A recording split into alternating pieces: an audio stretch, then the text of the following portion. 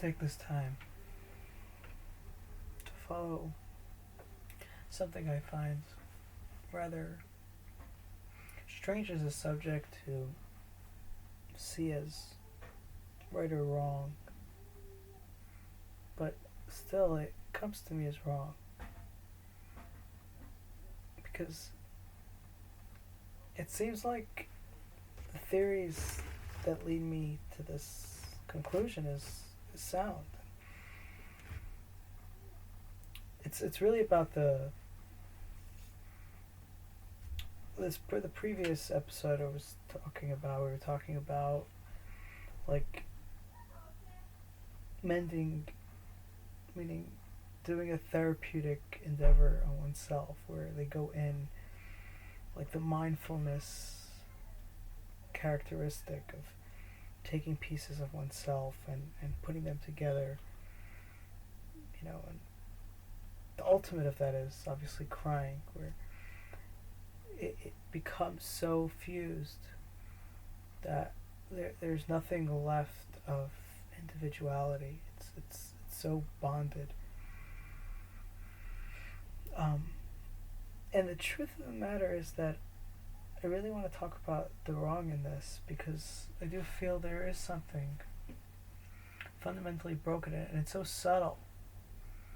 Like if it's not noticed, then it wouldn't gain the attention that it deserves. And that's the perceptual domain, the external experiences that we endure every day, every moment. To consider them a part of any process of internalization, right? Even if somebody is in an isolated room, listening to music in an art project, in any form of therapeutic mending where they're pulling the strands of selfhood together in a manner where they become a singularity. They find themselves as a perfected form of individuality, let's call it.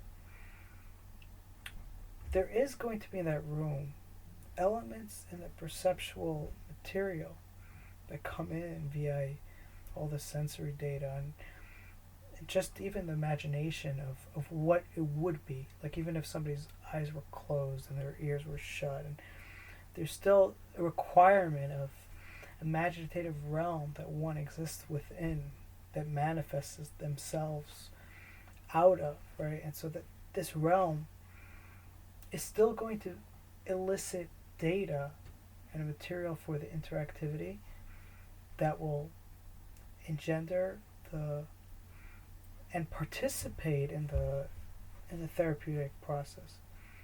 So that, let's say, for example, the room is a dark 4x4, right? So that darkness, the blackness, is going to participate in one's internality so that they could get to a place of tears or deep emotional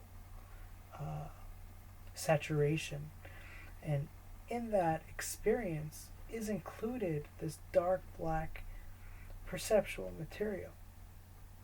Now, there's no causation. I mean, there's no terrible injustice because there's something black, something dark, something unknown, mysterious that is placed upon the interactivity, the individuality of the psyche, so that even if one is now going upon their day in that singularity, in that formulated, justified individual that mended all their parts, including that perceptual data, they won't find themselves in much deviation. But we could imagine a realm where there's so much participation from the external framework that participated in that mending process that the realm itself becomes the conduit for their further process of thought, further endeavor, their entire feeling spectrum, right? We notice this very strongly in relationships where if one attempted to therapeutically mend amongst a social environment, especially amongst a familiar relationship unit, whether it's a single or a multiple unit, what would happen is those people will become representations in the mending process, so that all their emotional, encapsulation includes those people in their full entirety into that further process. Now, it's understandable why other people would want to participate in that. I mean, it's the chance of a lifetime to get into someone's psyche, someone's emotional sphere, where they become, part of that DNA. But for the individual, for the subjective self, it's devastation, because now they perceive that external individual as an internal entity that's participating in their emotional process. And so when their emotional, realm goes and, diverges and becomes a nuisance once again, like it's always meant to do, it's going to be perceived that those individuals that participated are going to go along with the journey, but more than that, are part of the perpetuation, the causation of that emotional sphere. This is why we can have the most astronomical, inquiries from the social realm, where one would say, "You're causing me this pain."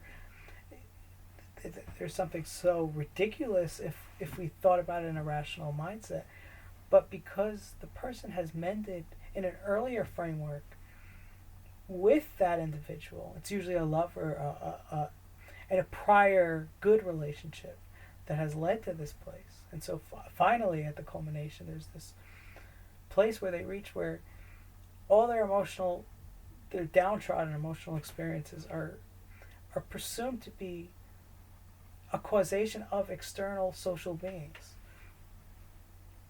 Despite the rational mind that would oppose this, because it knows the individuality of things and the separation of people and social beings. But the psyche that has went through that mending process had to know that. So this is why I would think it's so wrong to enter into a grouping of social mending, or a participation, a therapeutic participation, where the sole goal is to mend one's interactive elements.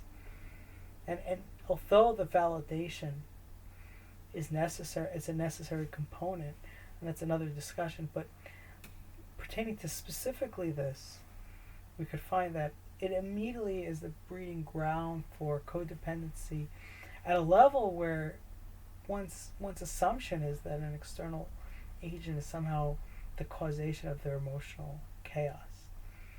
And so that's 1 degree wrong. Now we're going to dive into the 2nd degree, which is quite worse.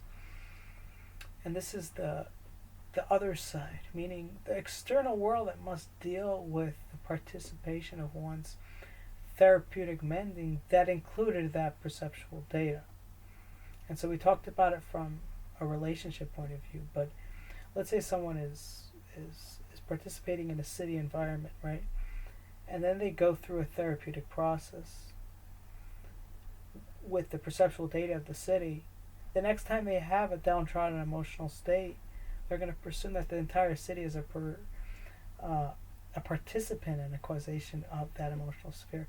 But worst off, the entire sentiment that goes out towards the city, especially one's connection towards the city or toward the conscious environment, is with all this vile emotional material that gets played onto the external realm. Because not only are they bringing the perceptual data internally and making a mixture, an admixture of internal and external elements, they're also placing the entire internal, vileness of the erratic interactivity that needs to go through a therapeutic process, but instead is placed upon the environment, so that everybody, whether it's social beings, whether it's infrastructure, whether it's intuitive, sentiment that goes out. We don't know how far the connections go, but they go far. That's being placed onto the environment. And not only that, because the environment is treated as, the real world, or the highest representation of reality, it's going to go back and mirror back onto the individual themselves to become the spokesperson of themselves. So not only are they protruding their external trouble upon the external world, because they view that external world as the ultimate reality, it becomes a mirror back upon themselves to then direct the entire infrastructure of the psyche according to the most vile aspects of the psyche.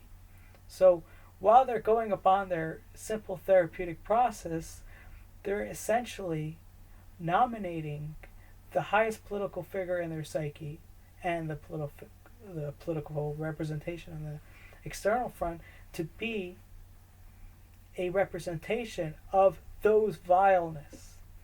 So we're not saying that anybody is doing doing these things intentionally. I don't think we could see just by the process that it's not intentional.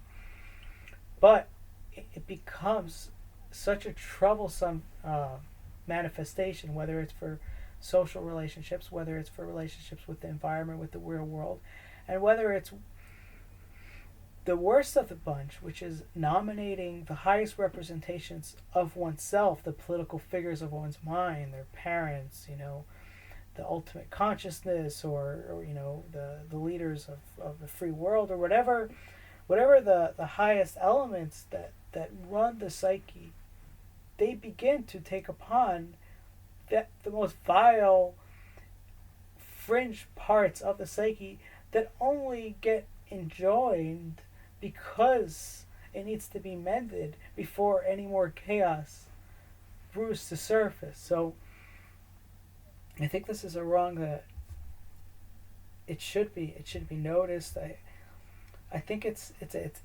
complicated, and that's why it's not noticed. It really is complex, because it's like a 3, 4, 5, even 6-prong move. It's a pivot back, forth, till we realize the reality of it. So I guess to take study of that and realize that we might need that complexity if we're going to get to the bottom of these mistaken choices, I would call them. Thanks for listening, guys.